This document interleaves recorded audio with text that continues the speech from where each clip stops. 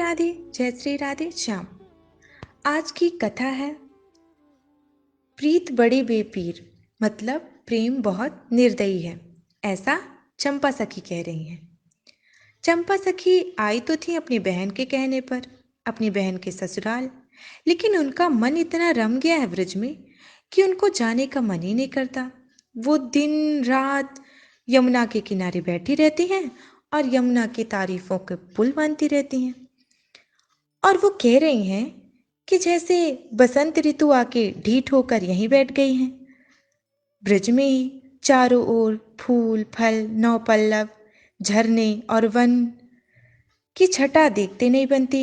यमुना की शोभा तो न्यारी है। जीजी की बात मानकर जो मैं यहाँ ना आती तो ऐसे सुंदर दृश्य देखने को कहाँ मिलते, ऐसा चंपा सखी कह रही हैं और भी गुणगान गाती हैं। तो आज हम कथा सुनेंगे, वो चंपा सखी के ही बारे में सुनेंगे, उन्हीं की एक कथा है।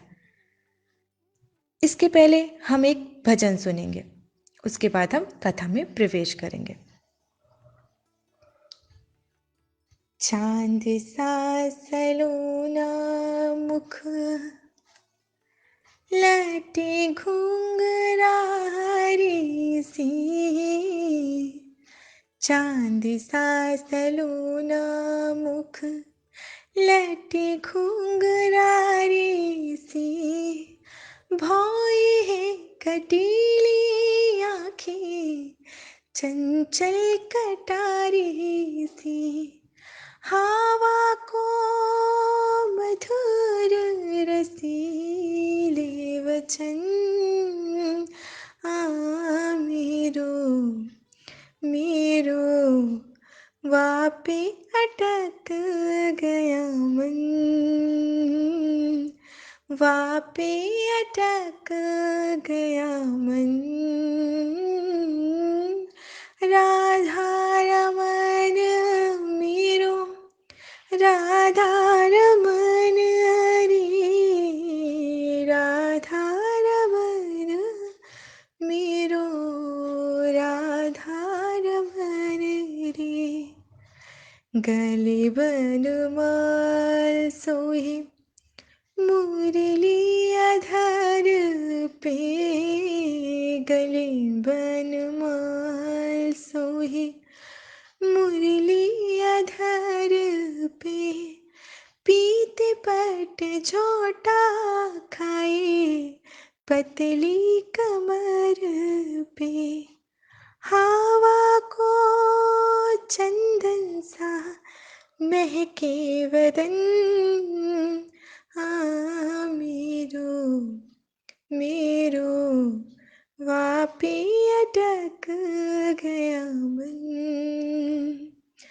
वापे अटक गया मन, राधा रमन मेरो राधा रमन रे, राधा रमन मेरो राधा रमन रे। राधे राधे। अब आइए चलिए हम कथा में प्रवेश करते हैं। तो चंपा सखी कहती हैं, अहो कैसा सुंदर सुहाना है यह ब्रज, ग्रीष्म ऋतु जैसे इसका स्पर्श करते सकचा रही हो और वसंत ढीठ होकर बैठ गया है। चारों ओर फूल फल नवपल्लव झरने और वनगिरी की छटा तथा इस यमुना की शोभा तो न्यारी ही है।